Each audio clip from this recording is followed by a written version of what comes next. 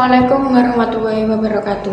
Alhamdulillahirabbil alamin. Wassalatu wassalamu ala asrofil anbiya'i wal mursalin wa ala alihi washabihi wasallim ajmain amma ba'du.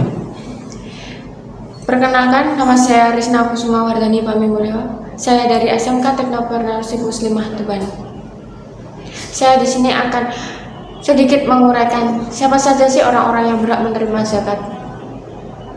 Sebagai seorang muslim, kita diperintahkan oleh Allah SWT untuk membayar zakat. Membayar zakat sudah termasuk dalam rukun Islam yang keempat.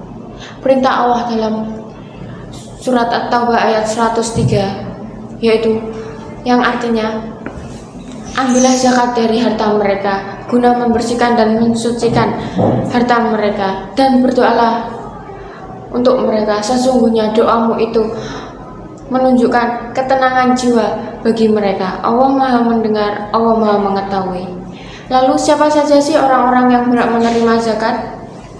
Berikut adalah orang-orang yang berhak menerima zakat yang sudah tercantum dalam surat At-Taubah ayat 60. Yang pertama yaitu orang fakir. Mereka adalah orang-orang yang tidak memiliki harta sehingga tidak dapat memenuhi untuk kebutuhan hidupnya. Yang kedua yaitu orang miskin. Mereka memiliki harta, namun tidak cukup untuk memenuhi kebutuhan hidupnya. Yang ketiga, amil. Mereka adalah orang yang mengumpulkan zakat dan mendistribusikan zakat. Yang keempat, yaitu mu'alaf. Mereka orang yang baru masuk Islam dan perlu untuk kita mendorong dia supaya mereka dapat memperkuat tauhid mereka. Yang kelima yaitu hamba sahaya.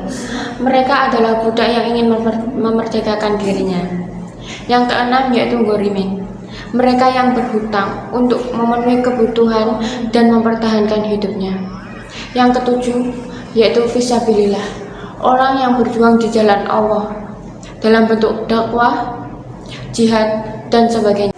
Yang kedelapan yaitu ibnu sabil.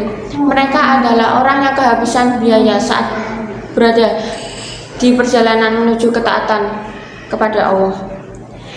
Sementara itu zakat dibagi menjadi dua, yaitu zakat mal dan zakat fitrah. Zakat fitrah dilaksanakan pada bulan Ramadan atau sebelum Idul Fitri, yang itu sebesar 2,5 kg. Sedangkan zakat mal dihitung dari 2,5% dari harta yang kita miliki. Namun pada zaman sekarang banyak orang yang melakukan sholat tapi enggan untuk membayar zakat.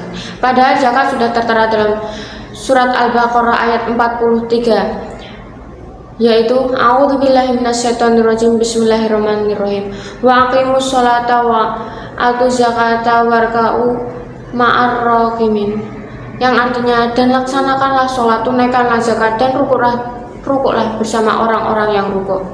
Dari ayat itu kita paham betapa pentingnya untuk membayar zakat. Padahal zakat sudah termasuk rukun Islam yang keempat setelah sholat. Jika kita melaksanakan rukun tersebut dengan baik, maka tidak ada orang fakir miskin yang terlantar. Dan dari surat itu juga kita belajar betapa pentingnya kita saling tolong-menolong tanpa melihat perbedaan dari kita semua. Demikian yang bisa saya sampaikan. Wabillahi taufiq wal hidayah. Wassalamualaikum warahmatullahi wabarakatuh.